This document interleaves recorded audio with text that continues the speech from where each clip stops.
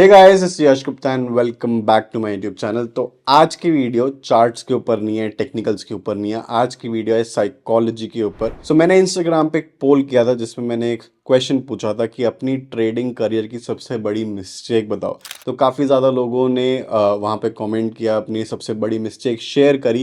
And in this video I will review all those mistakes कि वो mistakes क्यों होती है एंड हम उसको कैसे ठीक कर सकते हैं। So first question Kapil Chauhan की तरफ से, try to catch every move and ending up losing capital most of the time.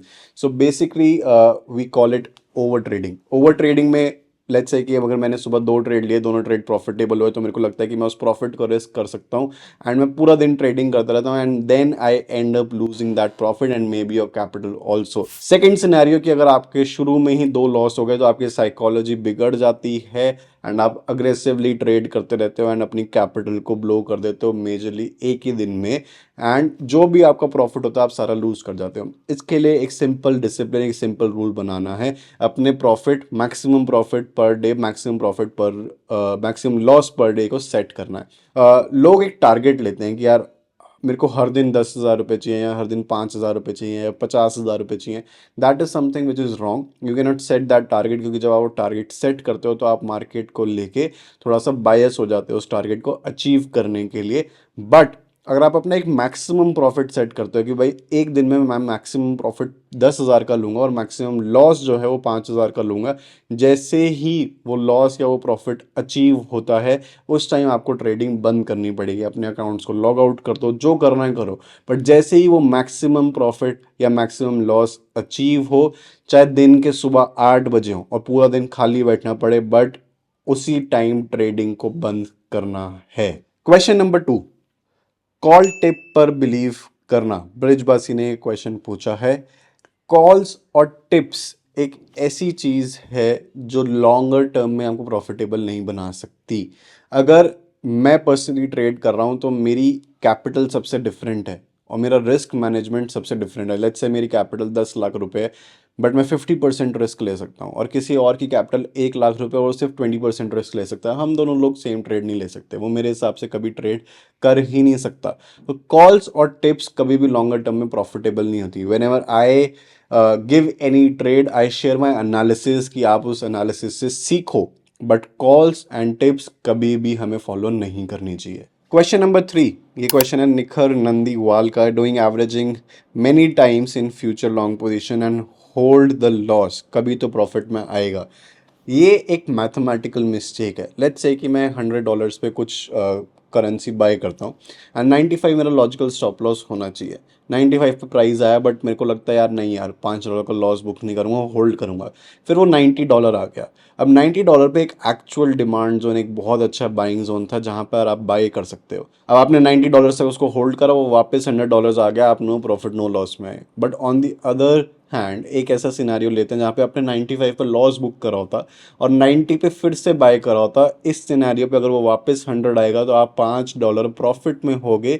सो कभी भी लॉसेस को होल्ड नहीं करना है। अगर आपके पास $1,000 हैं और लेट्स से कि आप $800 लॉस में चल रहे हो, क्योंकि लोग इसी सिनेरियोज में लॉस को होल्ड करते चलते हैं और $200 ही तो और जा रहे हैं, जब 800 जा रहे हैं तो 200 और सही। ऐसा नहीं रखना अपनी सोच को।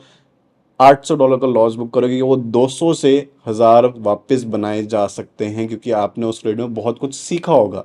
बट अगर वो जीरो हो जाता है, now you have no option left. Trades को होल्ड नहीं करना, एक पॉइंट पे आके अपनी गलती को एक्सेप्ट करना। चाहे 50% कैपिटल वाइप आउट हो रही है एक ही ट्रेड में, बट वो पैसा वापस कमाया जा सकता है।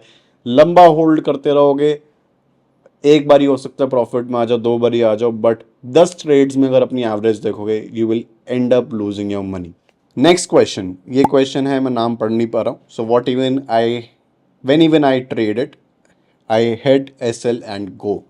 जब भी मैं ट्रेड करता हूँ मेरा एस एल हिट होता है और वो वापस मेरी ही डायरेक्शन में चला जाता है। मैं बहुत दिनों पहले एक वीडियो देख रहा था जिसमें मैं बोल रहा था कि जहाँ पे आपका एस एल होता है वहाँ पे बड़े लोगों की, big people in the market, they take their entries there. तो एस एल हम बहुत ज़्यादा टाइट रखते हैं ये सोच के यार कि एस एल होना चाहिए। एस एल की जो लैंग्वेज है, जो डेफिनेशन है, उन्हें बहुत गलत बना रखी है। एस एल सबसे पहले मैथमेटिकल इन नेचर होता है, फिर वो लॉजिकल इन नेचर होता है। अगर आपका एस एल $5 का है तो आप उसको $6 का रखो।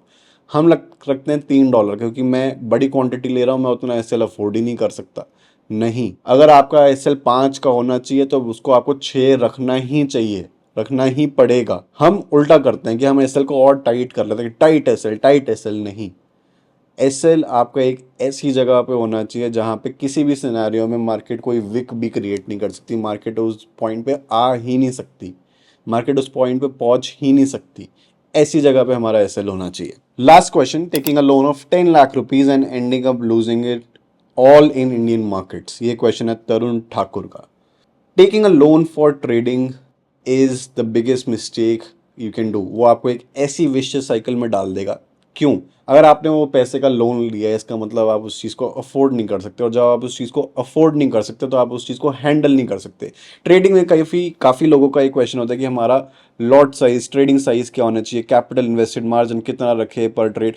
इतना रखो कि जो वो ट्रेड आपको लॉस दे रहा है, अगर वो trade loss, stop loss hit करता है, आपके माथे पे शिकन भी नहीं आना चाहिए। आपको पता भी नहीं चलना चाहिए कि भाई मेरा तो लॉस हुआ है, और वो आपके माइंड को पॉजिटिवली तो ऑब्वियसली इम्पैक्ट नहीं कर सकता, बट नेगेटिवली भी इम्पैक्ट ना करे।